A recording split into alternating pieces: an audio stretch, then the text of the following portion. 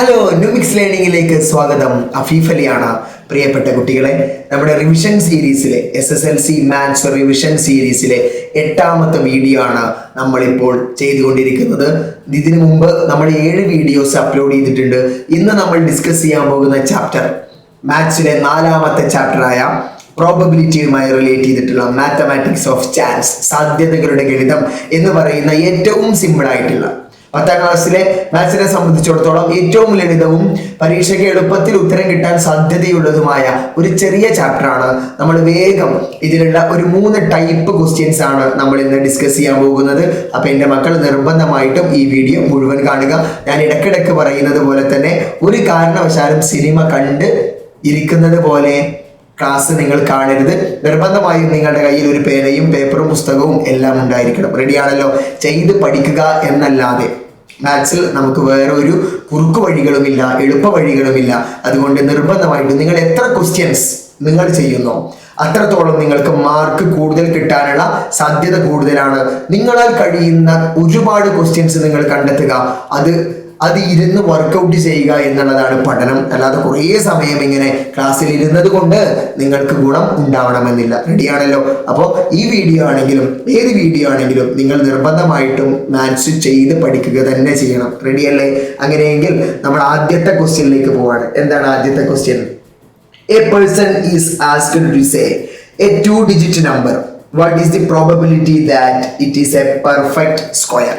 എന്താ? ഒരാളോട് ഒരു 2 അക്ക സംഖ്യ പറയാൻ ആവശ്യപ്പെടുന്നു. പറയുന്ന സംഖ്യ പൂർണ്ണവർഗമാവാനുള്ള സാധ്യത എത്രയാണെന്നാണ് കാണേണ്ടത്. ഒരാളോട് ഒരു 2 അക്ക സംഖ്യയാണ് പറയാൻ ആവശ്യപ്പെടുന്നത്. ആ പറയാൻ ആവശ്യപ്പെടുന്നത് ഒരു പൂർണ്ണവർഗമാവണം. അപ്പൊ ആദ്യം നമ്മൾ എന്താണ്? 2-digit നമ്പർ ആണ്. Number of 2-digit numbers. എടാ, എത്ര 2 അക്ക സംഖ്യകളുണ്ട്? 2 അക്ക സംഖ്യകളുടെ എണ്ണം എത്ര? 2 അക്ക സംഖ്യകളുണ്ട് 1 മുതൽ 100 വരെ. 1 ഉണ്ടാവില്ല, 100 ഉണ്ടാവില്ല, അല്ലെ? 2 അക്ക സംഖ്യകൾ എന്ന് പറഞ്ഞാൽ എവിടുന്ന തുടങ്ങുക? 10 മുതൽ തുടങ്ങി, അല്ലെ? 10 മുതൽ തുടങ്ങി എത്ര വരെ ഉണ്ടാവുക? 99 വരെ. 2 അക്ക സംഖ്യകൾ എന്ന് പറഞ്ഞാൽ 10 മുതൽ തുടങ്ങി 99 വരെയാണ് ഉണ്ടാവുക. എങ്ങനെ നമ്മൾ നോക്കാം? 1 മുതൽ 100 വരെ എത്ര സംഖ്യകളുണ്ട്? 100 സംഖ്യകളുണ്ട്.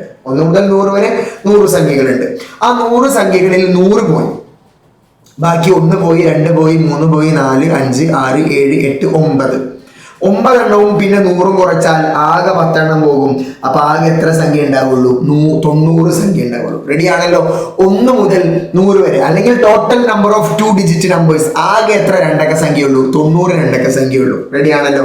ഇനി നമുക്ക് വേണ്ടത് പെർഫെക്റ്റ് സ്ക്വയർ ആണ്. നമുക്ക് വേണ്ടത് എന്താണ്? പൂർണ്ണവർഗമാണ്. എടാ, പെർഫെക്റ്റ് സ്ക്വയർ എന്ന് പറഞ്ഞാൽ എന്താ?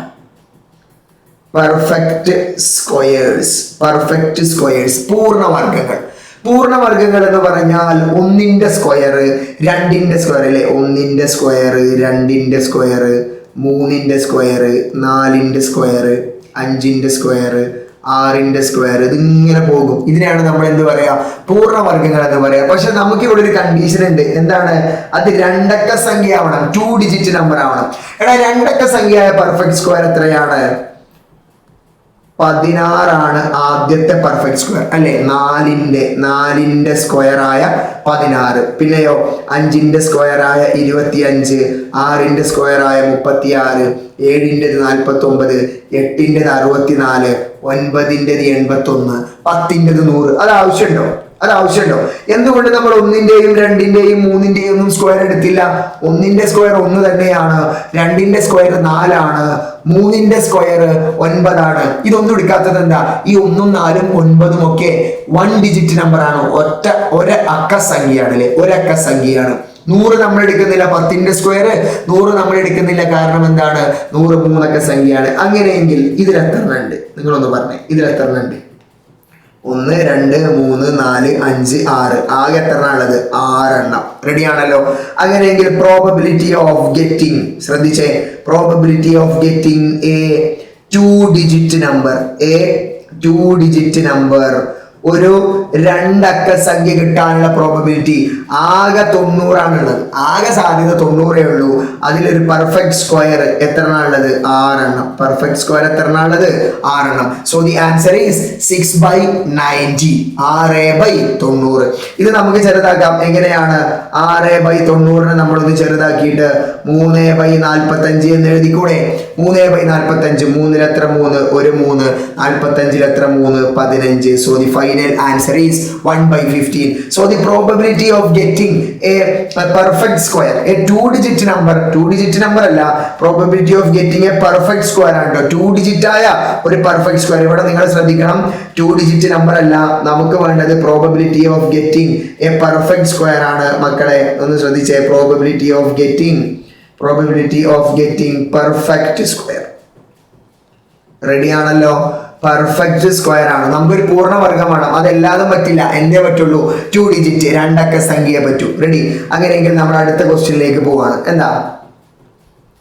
Rajani has 3 necklaces and 3 earrings of green, blue, red stones. In how many different ways can she wear them? What is the probability of her wearing necklace and earring the same color of different color? എന്താ സംഭവം? രജനിക്ക് പച്ച, നീല, ചുവപ്പ് എന്നീ 4 നിറങ്ങളിൽ കല്ലുമാലകളുമുണ്ട്. കല്ലുമാലയും കമ്മലുമുണ്ട്. കല്ലുമലർക്കാവിൽ കമ്മലതില്ല, അങ്ങനെയൊക്കെ പാട്ടൊക്കെ ഉണ്ട് അല്ലെ? കല്ലുമാലയും കമ്മലുമുണ്ട്. ഓക്കെ, ചെറിയൊരു പ്രശ്നം പറ്റി.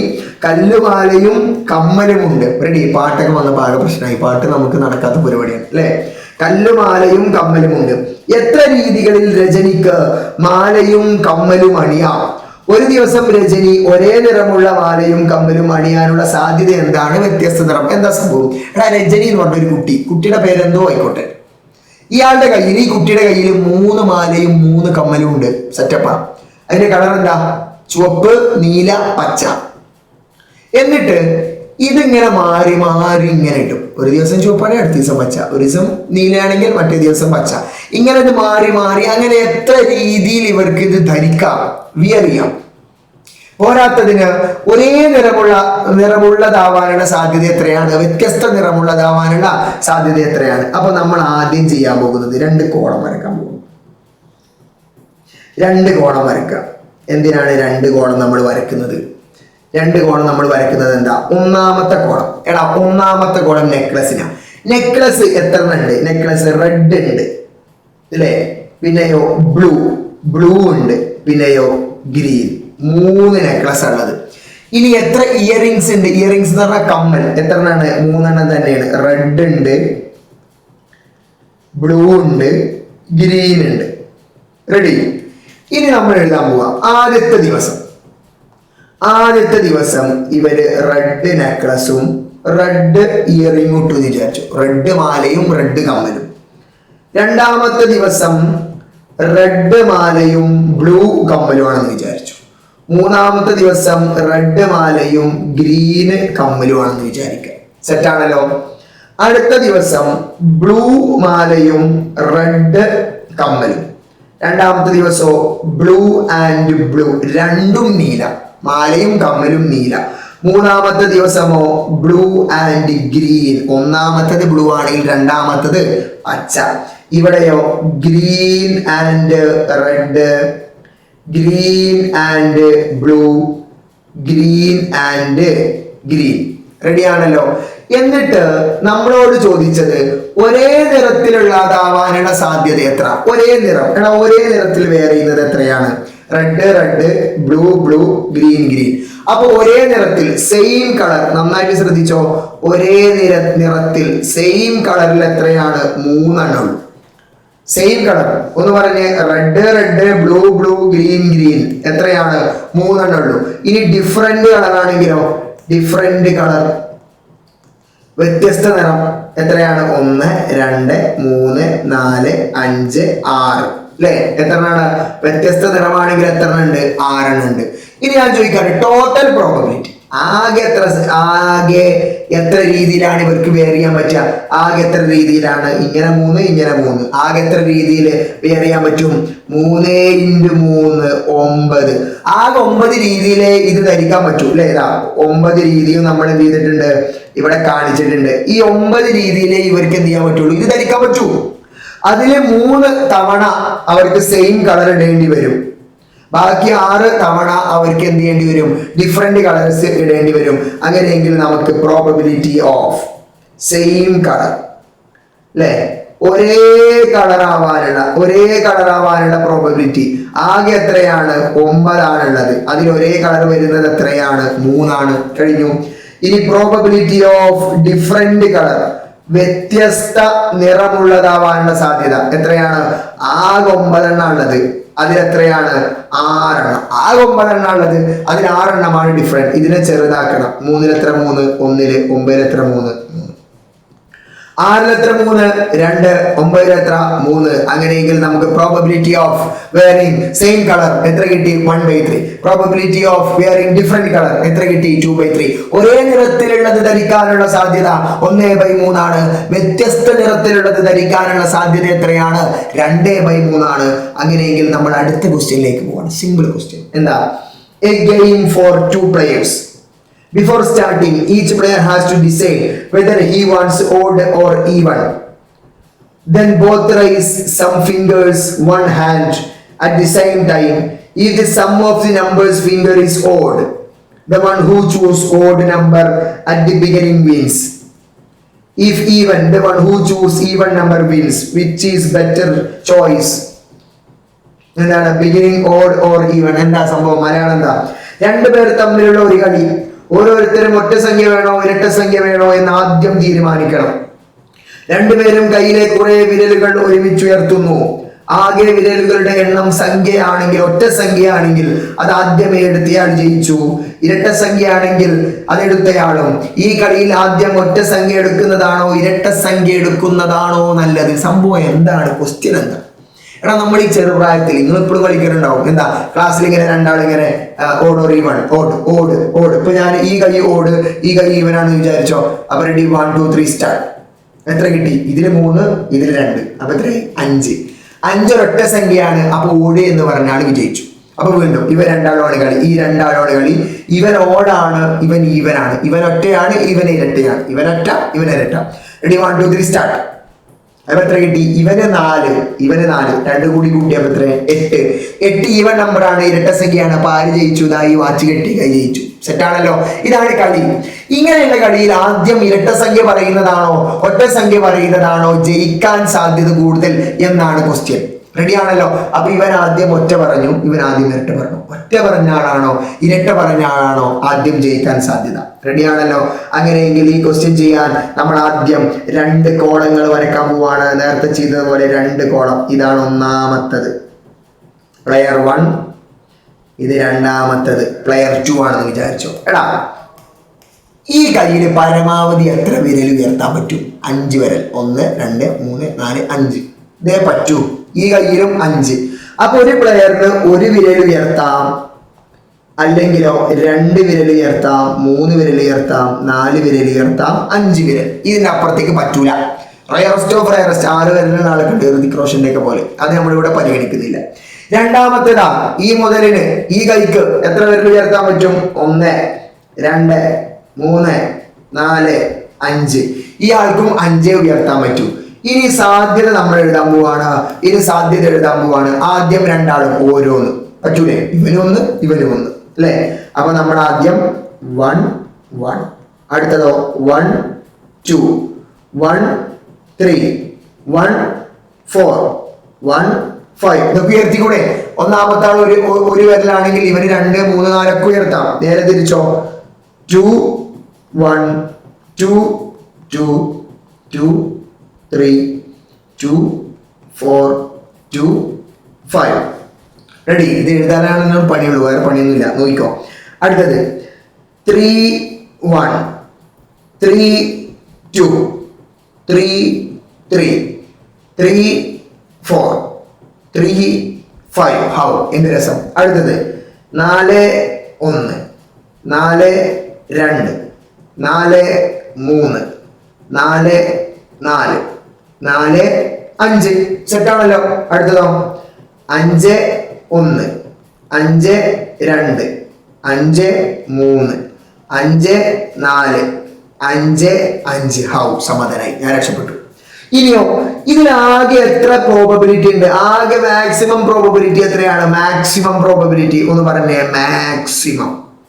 മാക്സിമം എത്രേ പറ്റും? മാക്സിമം എത്ര സെറ്റ് ഉണ്ടാവുള്ളൂ ഒന്ന് പറഞ്ഞേ. 1 2 3 4 5 4 7 8 9 10 11 12 13 15 അങ്ങനെ എത്ര ഉണ്ടാവും? ഇതിങ്ങനെ എണ്ണാനൊന്നും പറ്റൂല. അതുകൊണ്ടാണ് നമ്മൾ ഇവിടെ 5 എണ്ണം, ഇവിടെ 5 എണ്ണം. അപ്പൊ നമുക്ക് ടോട്ടൽ എത്ര കിട്ടി? 5 × 5 എത്രയാണ്? 25. മാക്സിമം എത്ര പ്രോബബിലിറ്റി? മാക്സിമം എത്ര പേരെ ഇതിന് കിട്ടൂ? എത്ര ജോഡികളെ കിട്ടൂ? 25 ജോഡികളെ കിട്ടൂ. ഇനി നമ്മളോട് ചോദിച്ചത് ഇത് രണ്ടും കൂടി കൂട്ടി. എടാ നമ്മൾ എന്താ ചെയ്തിരുന്നത്? ഇവിടുന്ന് ഒരു വിരലും ഇവിടുന്ന് 2 വിരലോടെ ഇത് രണ്ടും കൂടി കൂട്ടിയിട്ട് 3. അതാണല്ലോ കളി. അങ്ങനെയെങ്കിൽ ഇതെല്ലാം കൂടി ഒന്ന് കൂട്ടി നോക്കണം. 1 1 2 3 4 5 6 കാണാനല്ലോ അല്ലേ? 2 3 3 2 2 4 പിന്നെ 5 6 7.